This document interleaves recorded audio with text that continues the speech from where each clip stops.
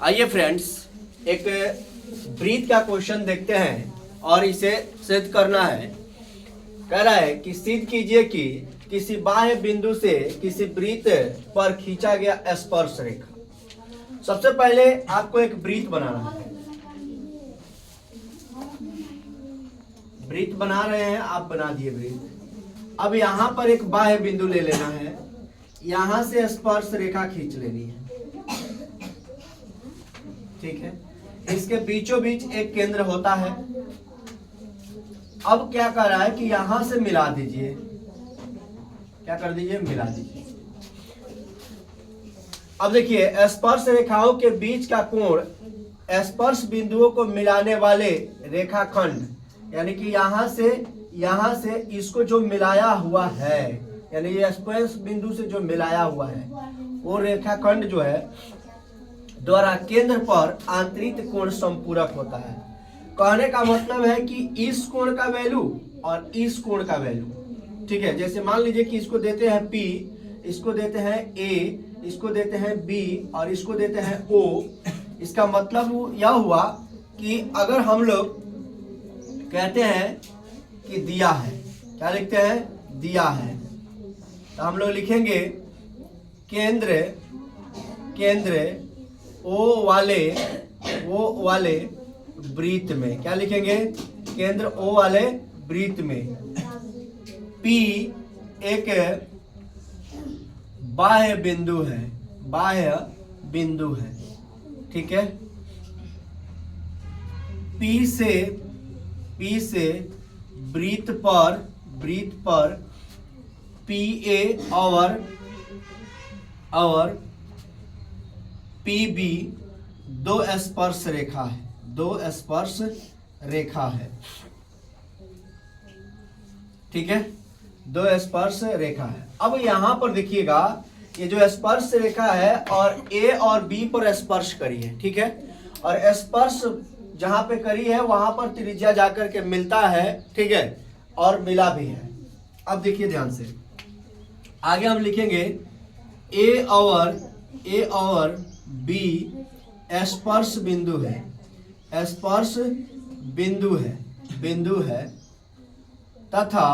तथा OA और OB त्रिज्याएं स्पर्श बिंदु से मिली है, ठीक है। मिली है ना? ये हमारा हो जाएगा दिया है में। उसके बाद हम लोग को सिद्ध करना है। अब सिद्ध क्या करना है?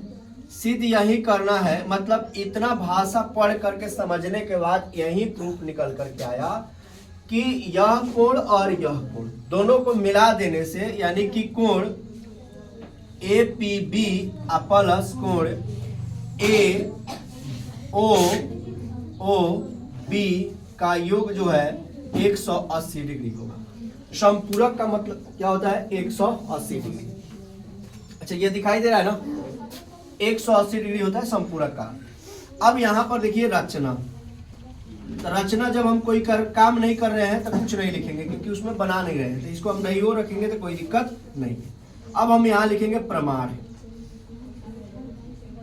क्या लिखेंगे? प्रमाण। अब देखिए, प्रमाण में हम लिखेंगे, चूंकि स्पर्श रेखा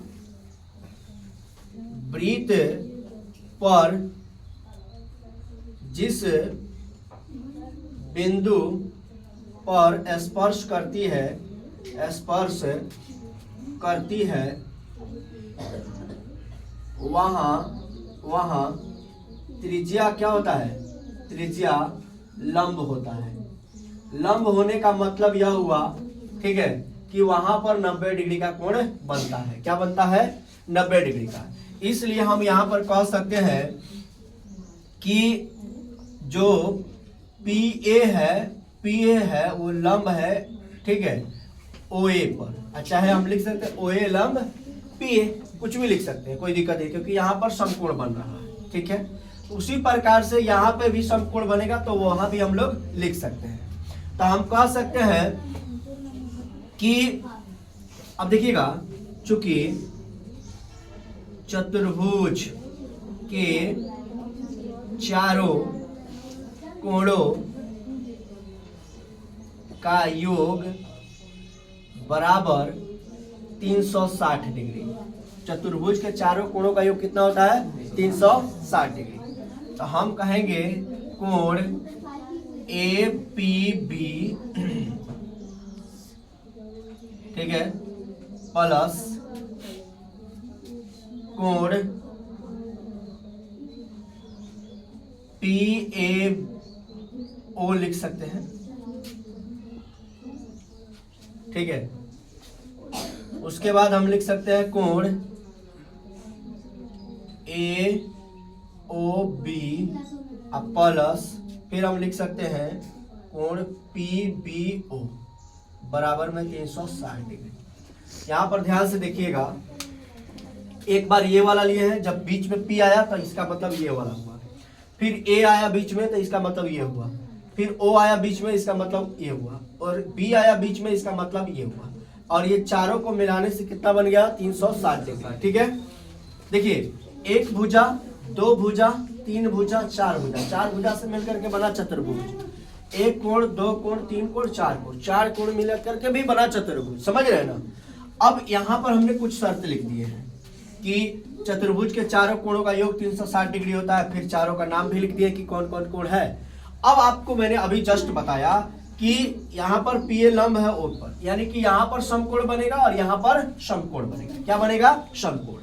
यानी कि जहाँ A है वहां पर, यानी कि APB प्लस यहाँ पर 90 डिग्री हो जाएगा, जो बीच में है उसी पर देखेंगे। फिर उसके बाद प्लस कोण AOB प्लस, फिर यहाँ पर B है, B पर भी 90 है तो 90, अब बराबर में 360 डिग्री। अब ध्यान से देखिएगा, अब ये 90 और ये 90 180, उधर जाके 180 लॉस हो जाएगा, यानी कम हो जाएगा। यानी कि APB प्लस कोण AOB बराबर 360 माइनस 180। अब देखिए, कोण APB प्लस कोण AOB बराबर यहाँ पर आ गया 180 डिग्री, और यही हम लोग को सिद्ध करना है। इस प्रकार से हमारा काम हो गया। देखिए, यहाँ पर सिद्ध करना है वही, और वही सिद्ध हो। अब देखिए, यहाँ पर रचना क्यों नहीं लिखी है? क्योंकि इसमें रचना कुछ किए नहीं है, ठीक है, इसलिए देख सकते हैं।